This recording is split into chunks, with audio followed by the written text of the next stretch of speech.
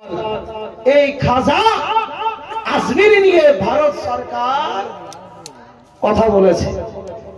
বিরাদার, খাজাকে যারা ধরতে গেছে তারাই শেষ হয়ে গেছে। জোরে বলেন সুবহানাল্লাহ। এটা আমার খাজা আজমিরির জিন্দা কেরামত। জোরে বলেন সুবহানাল্লাহ।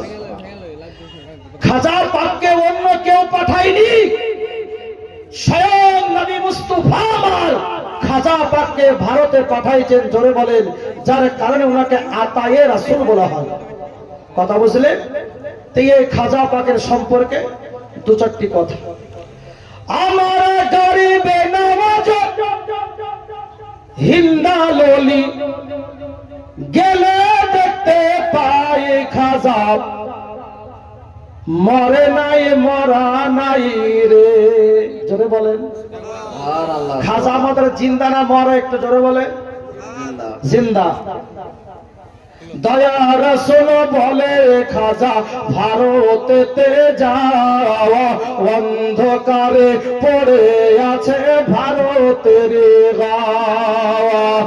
দয়া রাসূল বলে খাজা ভারতেতে যাওয়া, অন্ধকারে পড়ে আছে ভারতের গাওয়া।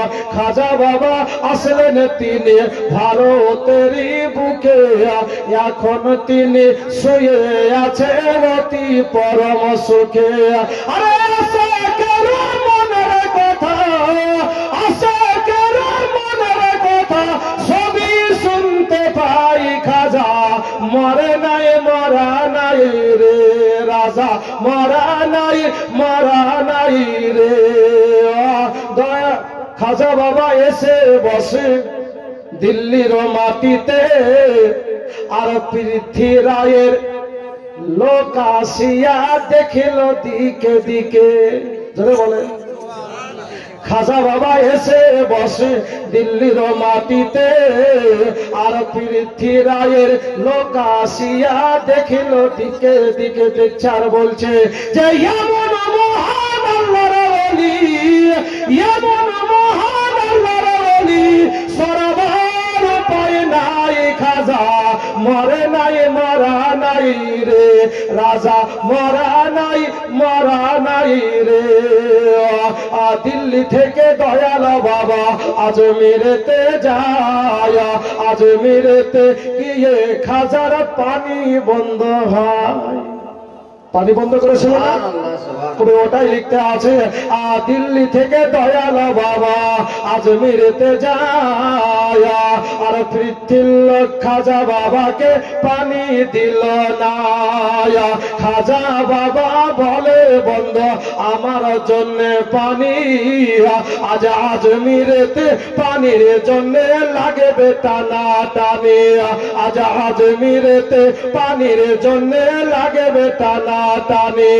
খাজা বাবার লটার ভিতর, খাজা বাবার লটার ভিতর সাগরের পানি এসে যায় খাজা, মরে নাই মরা নাই রে। দয়াল বাবার এই কারামাত ছড়িয়ে যে গেল, আর লাখো লাখো মানুষেরা কালে মা পড়িল। জোরে সুবহানাল্লাহ। খাজা বাবার এই কারামাত ছড়িয়ে যে গেল, আর লাখো লাখো মানুষেরা কালে মা পড়িল। খাজার দিকে তাকাইলে, খাজার দিকে তাকাইলে নবীর সন্ধান পাই খাজা, মরা নাই মরা নাই রে। আজ আজমিরেতে দয়াল বাবার মাজার দেখতে পায়, লাখো লাখো মানুষেরা জিয়ারতে যায়। আজ আজমিরেতে দয়াল বাবার মাজার দেখতে পায়, লাখো লাখো মানুষেরা জিয়ারতে যায়। দিনে